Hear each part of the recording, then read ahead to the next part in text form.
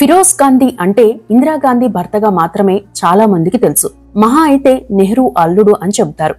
అయితే స్వతంత్ర భారతదేశ చరిత్రలో మొట్టమొదటి ఫైనాన్షియల్ స్కామ్ దేశంలో ప్రకంపనలు రేపింది. స్టాక్ మార్కెట్ ని కుదిపేసింది. ఆ స్కామ్ జరిగిన టైంలో నెహ్రూ గారు ప్రధానిగా ఉండగా ఆయన అనుచరుడు స్కామ్ చేశాడు.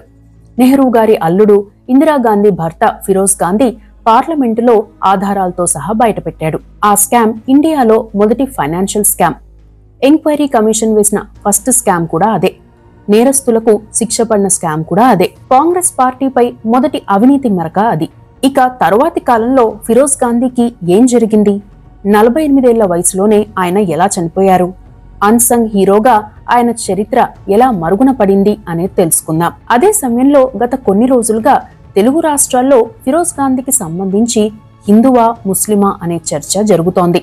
ఆ అంశాలతో పాటు కాంగ్రెస్ పార్టీ ఆయన పేరును ఎందుకు ఎక్కువగా ప్రస్తావించదు, ఆయన అంత్యక్రియలు ఏ మత సంప్రదాయం ప్రకారం జరిగాయి అనేది తెలుసుకుందాం. ఫిరోజ్ గాంధీ 1912 సెప్టెంబర్ 12న ముంబైలోని నారిమన్ ఆసుపత్రిలో పుట్టాడు. అసలు పేరు ఫిరోజ్ జహంగీర్ ఫెరెడూన్ ఘండే. తల్లిదండ్రుల పేర్లు రతిమయి, జహంగీర్ ఫెరెడూన్ ఘండే. వీరు జొరాస్ట్రియన్ మతానికి చెందినవారు. కొన్ని శతాబ్దాల క్రితం పర్షియా నుండి వచ్చారు కాబట్టి వీరిని పార్సీలు అని కూడా పిలుస్తారు. వీరి ఇంటి పేరు ఘండే.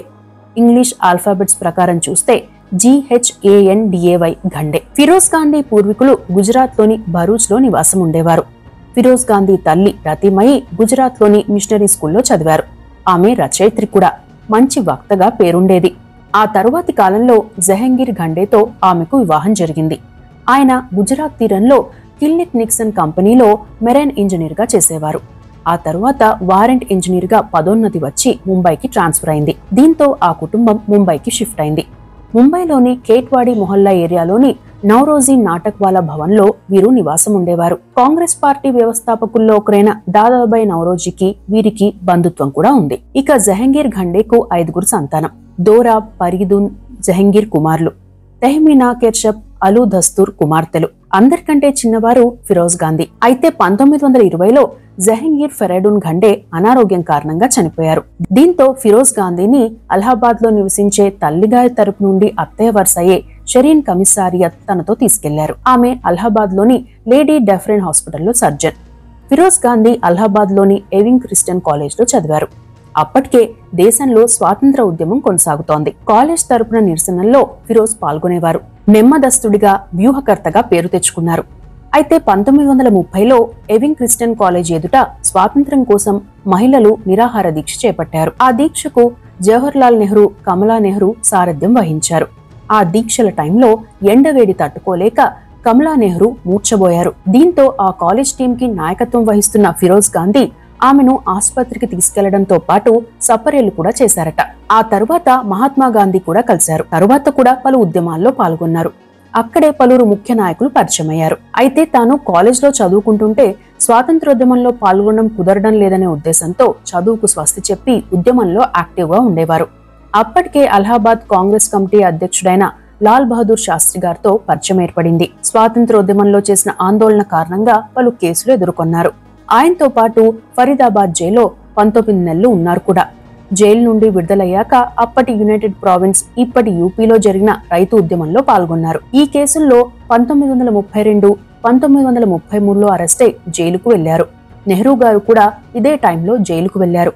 అప్పటికే కమలా నెహ్రూతో, మహాత్మా గాంధీతో, లాల్ బహదూర్ శాస్త్రి గారితో, నెహ్రూ గారితో ఫిరోజ్ గాంధీకి మంచి పరిచయం ఏర్పడింది. అప్పటి నుండి ఫిరోజ్ తరచుగా నెహ్రూ నివాసమైన ఆనంద్ భవన్ కు వెళ్తుండేవారు. ఇక నెహ్రూ కుమార్తె ఇందిరా కూడా ఆ ఉద్యమంలో పాల్గొనేవారు. అక్కడే వీరికి పరిచయం అయింది. ఆ పరిచయంతో ఇందిరాగాంధీని ఇష్టపడ్డారు ఫిరోజ్ గాంధీ. ఓ రోజు ఇందిరను పెళ్లి చేసుకోవాలని అనుకుంటున్నట్లు కమలా నెహ్రూ వద్ద ప్రతిపాదించారట ఫిరోజ్ గాంధీ. అప్పటికి ఇందిరకు 16 ఏళ్లు మాత్రమే. దీంతో కమలా నెహ్రూ, జవహర్లాల్ నెహ్రూ ఇందిరకు పెళ్లి చేసేందుకు ఒప్పుకోలేదు. ఆ తరువాతి కాలంలో కమలా నెహ్రూ సిక్ అయితే ఆమెకు సహాయం చేసేందుకు బోవాలి క్షయ చికిత్సా కేంద్రంలో కొన్నాళ్లున్నారు ఫిరోజ్ గాంధీ. 1935లోనూ కమలా నెహ్రూ ఐరోపా పర్యటనకు సాయం చేశాడు. ఇక 1936లో కమలా నెహ్రూ చనిపోయిన సమయంలో కూడా ఆమెకు ముఖ్య సహాయకారిగా ఉన్నారు ఫిరోజ్ గాంధీ. ప్రఖ్యాత జర్నలిస్ట్ సాగరికా ఘోష్ రాసిన Indira, India's most powerful prime minister పుస్తకంలో టీబీ కారణంగా కమలా నెహ్రూ ఆరోగ్య పరిస్థితి క్షీణించినప్పుడు ఫిరోజ్ ఆమెను చికిత్స కోసం జర్మనీ తీసుకువెళ్లారని రాశారు. ఇక కమలా నెహ్రూ చనిపోయిన తర్వాత కూడా ఫిరోజ్ గాంధీ నెహ్రూ కుటుంబంతో చాలా క్లోజ్ గా ఉండేవారు. ఆ తరువాతి కాలంలో ఇందిరాగాంధీ తన చదువు కోసం ఇంగ్లాండ్ కు వెళ్లగా ఫిరోజ్ కూడా తన చదువు కోసం ఇంగ్లాండ్ వెళ్లాడు. అక్కడే వీరిద్దరూ క్లోజ్ అయ్యారని చెబుతారు. వీరు తిరిగి వచ్చాక మళ్లీ పెళ్లి ప్రతిపాదన పెట్టినా జవహర్ లాల్ నెహ్రూ ఒప్పుకోలేదట. దీంతో మహాత్మా గాంధీ జోక్యం చేసుకున్నారని చెబుతారు. అలా 1942లో వీరి వివాహం జరిగింది. ఫిరోజ్ ది జొరాస్ట్రియన్ పార్సీ మతం అయినప్పటికీ ఫిరోజ్ ఇందిరల వివాహం అటు జొరాస్ట్రియన్ పార్సీల ఆచారం ప్రకారం ఇటు హిందూ ఆచారాల ప్రకారం జరిగింది. ఆ తరువాతి కాలంలో మహాత్మా గాంధీకి ముఖ్య అనుచరుల్లో ఒకరిగా ఉండేవారు ఫిరోజ్ గాంధీ. ఆ క్రమంలోనే గండే పేరు కాస్త గాంధీ అని పిలిచేవారు. గాంధీ అనుచరుడు కాబట్టి చాలా మంది గాంధీ అని పిలిచేవారు. తన పేరును కూడా గాంధీగా మార్చుకున్నారట. ఆయనతో పెళ్లైన కారణంగా ఇందిరకు ఇందిరాగాంధీ అని, వారి పిల్లలకు రాజీవ్ గాంధీ, సంజయ్ గాంధీ అని పెట్టారు. ఆ తరువాతి కాలంలో కోడళ్లైన సోనియా, మేనకా కూడా తమ పేర్ల చివరన గాంధీ అని పెట్టుకున్నారు. నెక్స్ట్ జనరేషన్ అయిన రాహుల్, ప్రియాంక, వరుణ్ పేర్ల చివరన కూడా ఈ పేరు చేరింది. ఇక ఇందిరాగాంధీతో వివాహమయ్యే నాటికి నేషనల్ హెరాల్డ్ లో ఉద్యోగంలో చేరారు ఫిరోజ్ గాంధీ. నెహ్రూ ప్రధానిగా ఉన్న టైంలోనూ వీరు అలహాబాద్ లోనే నివాసం ఉండేవారు. ఆ తరువాత లక్నోకు మారారు. ఇక స్వాతంత్రం వచ్చాక ప్రొవిన్షియల్ పార్లమెంట్ మెంబర్ గా ఉన్న ఫిరోజ్ గాంధీ 1952లో భారతదేశ మొదట సార్వత్రిక ఎన్నికల్లో యూపీలోని రాయ్ బరేలీ నుండి పోటీ చేసి గెలిచారు. ఆ ఎన్నికల్లో ఫిరోజ్ గాంధీ తరపున ఇందిరాగాంధీ కూడా ప్రచారం చేశారు. అయితే 1955లో పార్లమెంట్ లో ఫిరోజ్ గాంధీ చేసిన వ్యాఖ్యలు ప్రకంపనలు రేపాయి. కాంగ్రెస్ పార్టీ ముఖ్యులకు కావలసిన వ్యక్తిగా పేరున్న, దేశంలోనే ధనవంతుడైన, ప్రముఖ బ్యాంకు, ప్రముఖ బీమా సంస్థ చైర్మన్ గా ఉన్న రామ్ కిషన్ దాల్మియాపై మనీ లాండరింగ్, ఓ పత్రికకు నిధుల మళ్లింపు అంశాలపై సంచలన ఆరోపణలు చేశారు ఫిరోజ్ గాంధీ. ఏకంగా ప్రధాని అల్లుడైన ఫిరోజ్ గాంధీ స్వపక్షంపైనే ఈ ఆరోపణలు చేయడంతో విపక్షాలకు మంచి ఆయుధం లభించింది. ఇది నెహ్రూకు కోపం తెప్పించింది. ఇక 1957లో మరోసారి ఎన్నికయ్యాడు. ఆ టైంలోనే ఎల్ఐసి హరిదాస్ ముంద్రా కుంభకోణాన్ని వెలుగులోకి తెచ్చారు ఫిరోజ్ గాంధీ. దీంతో అప్పటి ఆర్థిక మంత్రి, టీటీకేగా పిలిచే టీటీ కృష్ణమాచారి రాజీనామా చేయాల్సి వచ్చింది. ఈ అంశంపై అప్పటి బాంబే హైకోర్టు న్యాయమూర్తి ఎంసీ చాగ్లాతో ఎంక్వైరీ కమిషన్ ఏర్పాటు చేయాల్సి వచ్చింది. ఆ ఎంక్వైరీలో ఫిరోజ్ గాంధీ చేసిన ఆరోపణలో నిజం ఉందని తేలిందట. ఈ ఇష్యూ బాంబే స్టాక్ ఎక్స్చేంజ్ ని కూడా కుదిపేసింది.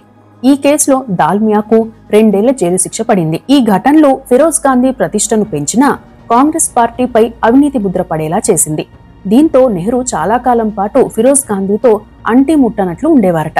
ఆ తరువాతి కాలంలో కూడా ఎల్ఐసిని జాతీయం చేయాలని, టాటా ఇంజనీరింగ్ అండ్ లోకోమోటివ్ కంపెనీలను జాతీయం చేయాలనే డిమాండ్ను లేవనెత్తారు. ఓవైపు స్వపక్షంలోనే విపక్షంగా మారడం, మరోవైపు పార్సీలకు చెందిన వ్యాపారాలను జాతీయం చేయాలని డిమాండ్ చేయడం అప్పట్లో దేశవ్యాప్తంగా కలకలం రేపింది. అయినప్పటికీ తన విధానాన్ని కొనసాగించారు ఫిరోజ్ గాంధీ.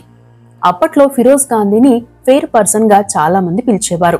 నిజమైన దేశభక్తుడిగా అప్పట్లో ఇతర రాజకీయ పార్టీలు ఆయన్ను పిలిచేవి కూడా. సత్య ప్రయోజనాల కోసం, దేశ ప్రజల ఆర్థిక భద్రత కోసం తన సొంత పార్టీని ఎదుర్కోవడానికి కూడా సిద్ధమయ్యాడు అనే చర్చ అప్పుడు నడిచింది. అయితే రాజకీయ అంశాలు ఎలా ఉన్నా ఆయనకు ఉన్న కొన్ని అలవాట్ల కారణంగా ఆరోగ్యం దెబ్బతింది. 1958లో ప్రధాని నెహ్రూ భూటాన్ పర్యటనలో ఉన్నారు. తండ్రితో పాటు ఇందిరాగాంధీ కూడా వెళ్లారు. అయితే ఓ అధికారిక కార్యక్రమం కోసం కశ్మీర్ వెళ్లిన ఫిరోజ్ గాంధీకి గుండెపోటు వచ్చింది. దీంతో ఇందిరాగాంధీ ప్రత్యేక విమానంలో కశ్మీర్కు వచ్చారు. 2 ఏళ్ల తర్వాత అంటే 1960 సెప్టెంబర్ 8న మరోసారి గుండెపోటు వచ్చింది. దీంతో ఆయన్ను ఢిల్లీలోని విల్లింగ్టన్ ఆసుపత్రికి తరలించగా అప్పటికే ఆయన చనిపోయినట్లు వైద్యులు ధృవీకరించారు. చనిపోయే నాటికి ఆయన వయసు 48 సంవత్సరాలు మాత్రమే. అయితే అంతకుముందే ఆయనకు హార్ట్అటాక్ వచ్చిన సమయంలోనే ఆయన తన స్నేహితులతో కొన్ని అంశాలు చెప్పారట. అందులో ముఖ్యమైంది తన అంతిమ సంస్కారాలను పార్సీ సంప్రదాయం ప్రకారం చేయొద్దని చెప్పారట. అంటే పార్సీలు చనిపోతే పార్థివ దేహాన్ని దహనం చేయడం లేదా పూడ్చడం వంటివి చేయరు. దానికి బదులుగా టవర్ ఆఫ్ సైలెన్స్ కింద గద్దలు, రాబందులు, కాకులు లాంటి పక్షులకు ఆహారంగా ఉంచుతారు. ఇక 1960 సెప్టెంబర్ 8న ఆయన చనిపోతే సెప్టెంబర్ 9న హిందూ సంప్రదాయం ప్రకారం ఆయన అంతిమ సంస్కారాలను నిర్వహించారు. పెద్ద కుమారుడైన రాజీవ్ గాంధీ తన తండ్రి చితికి నిప్పు పెట్టారు. అయితే ఫిరోజ్ గాంధీ వంశం తరపున ఆ ఇంటి కోడలిగా ఇందిరాగాంధీ కొన్ని కీలక నిర్ణయాలు తీసుకున్నారు. అంత్యక్రియలకు ముందు పార్సీ సంప్రదాయం ప్రకారం కొన్ని కార్యక్రమాలు జరిపించారు. ఫిరోజ్ గాంధీ చితాభస్మాన్ని 3 భాగాలుగా విభజించి ఒక భాగాన్ని నెహ్రూ సమక్షంలో అలహాబాద్ వద్ద త్రివేణి సంగమంలో కలిపారు. మరో భాగాన్ని ఆయన ఎక్కువ కాలం ఉన్న అలహాబాద్ ఇంట్లో ఉంచారు. మూడో భాగాన్ని సూరత్ లోని ఫిరోజ్ గాంధీ పూర్వీకుల శ్మశాన వాటికలో ఉంచారు. ఫిరోజ్ గాంధీ మరణించాక ఇందిరాగాంధీ కుటుంబం ఫిరోజ్ గాంధీ కుటుంబంతో సంబంధాలను కొనసాగించారు. ఫిరోజ్ గాంధీ బావ దారా దస్తూర్ ఇండియన్ ఎయిర్లైన్స్ లో పనిచేసేవారు. ఆయన రాజీవ్ గాంధీకి స్నేహితుడు కూడా.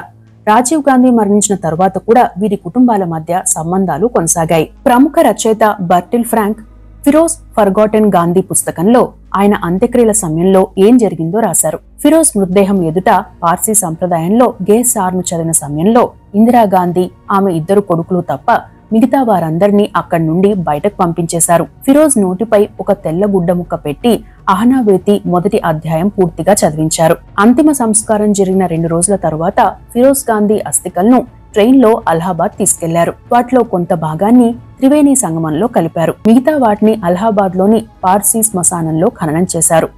మూడో భాగాన్ని సూరత్ లో ఫిరోజ్ గాంధీ పూర్వీకులను ఖననం చేసిన శ్మశానంలో కూడా పూడ్చిపెట్టారని ఫిరోజ్ గాంధీ స్నేహితుడు ఆనంద్ మోహన్ చెప్పారు. అలహాబాద్ త్రివేణి సంగమంలో ఫిరోజ్ అస్థికలను కలిపినప్పుడు జవహర్ లాల్ నెహ్రూ కూడా ఉన్నారు. ఆయన మౌనంగా ఉంటూ ఏదో ఆలోచిస్తున్నారు అని రాశారు. ఇక P D Tandon the Nehru you don't know అనే పుస్తకంలో కూడా ఇందుకు సంబంధించి పలు విషయాలు పేర్కొన్నారు. ఇక ఫిరోజ్ గాంధీని ఫిరోజ్ ఖాన్ అని ఎందుకు పిలుస్తారు అనే విషయానికి వస్తే, ముంబైలోని ఓ టాబ్లెట్ 2000 ఆగస్ట్ ఎడిషన్ లో ఫిరోజ్ గాంధీ ముస్లిం అని రాసింది. దీంతో ఫిరోజ్ సిస్టర్స్ రతూ దస్తూర్ మరో కజిన్ చందన్లు ఆ ఆఫీస్ కి వెళ్లి ఆ వార్తను ఖండిస్తూ రీజాయిండర్ వేయాలని అడిగితే ఆ ఎడిటర్ తమకు ఫిరోజ్ గాంధీ బర్త్ సర్టిఫికేట్ చూపించాలని అడిగారట. దీంతో వారు సీరియస్ అయి మీరు ఫిరోజ్ గాంధీ ముస్లిం అని రాసేందుకు ఎటువంటి ఆధారం ఉందని ప్రశ్నించడంతో పాటు లీగల్ గా ఫైట్ చేద్దామని అనుకున్నారట.